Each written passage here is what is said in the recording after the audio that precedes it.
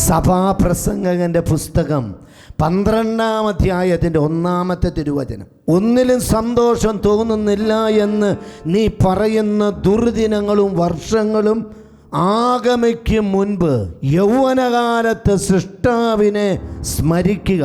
സഹോദരങ്ങളെ, വളരെ അർത്ഥപൂർണമായ ഒരു ശക്തമായ വചനമാണ് ഇന്ന് കർത്താവ് നമ്മളോട് പറയുന്നത്. ഒരു സന്തോഷം തോന്നാത്ത കാലം, ഒരു അനുഭവം കിട്ടാത്ത കാലം. സഹോദരങ്ങളെ, ഇന്ന് നമുക്ക് ഒത്തിരി ശുശ്രൂഷകൾ സോഷ്യൽ മീഡിയയിലൂടെ വരുന്നു. ധ്യാന കേന്ദ്രങ്ങള്, ദേവാലയങ്ങള്, ആരാധന സെന്ററുകള് എല്ലാം നമുക്കുണ്ട്. പ്രിയപ്പെട്ട സഹോദരങ്ങളെ, ഇതെല്ലാം ദൈവം നമുക്ക് തരുന്നത് ദൈവത്തെ കണ്ടെത്താൻ വേണ്ടിയാ, ദൈവത്തെ അനുഗമിക്കാൻ വേണ്ടിയാ, ദൈവത്തെ വ്യക്തിപരമായി കണ്ടെത്തി അനുഭവിച്ച് അവിടത്തെ സ്വന്തമാക്കാൻ വേണ്ടിയാ. എൻ്റെ പ്രിയപ്പെട്ട സഹോദരങ്ങളെ, ഇന്ന് നമുക്ക് കാണുന്ന ഈ ഒരു അവസ്ഥ നമുക്ക് വരുന്നാളിൽ കിട്ടണമെന്നില്ല, വരുന്നാളിൽ നമുക്കിത് ലഭിക്കണമെന്നില്ല.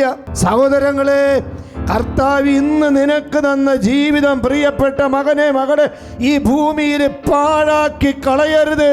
നിന്റെ നല്ല ജീവിതം നിന്റെ ദൈവത്തിന് വേണ്ടി കാത്തിരിക്കുന്ന, ദൈവത്തെ തേടുന്ന, ദൈവത്തെ അനുഗമിക്കുന്ന ജീവിതമായി നിന്റെ ജീവിതം മാറണമെന്ന് കർത്താവ് ഈ തിരുവചനത്തിലൂടെ നമ്മോട് ആഹ്വാനം ചെയ്യുകയാണ്. കർത്താവായ യേശുവേ, അങ്ങയുടെ കാരുണ്യത്തിന് വേണ്ടി ഞങ്ങൾ പ്രാർത്ഥിക്കുന്നു.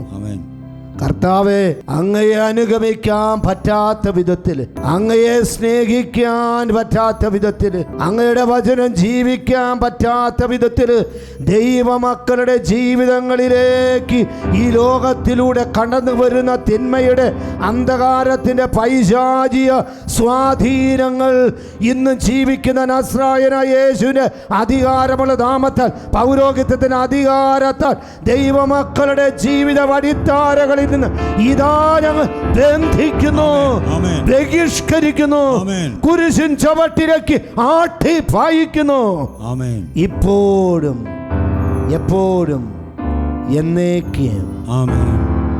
ആരാധന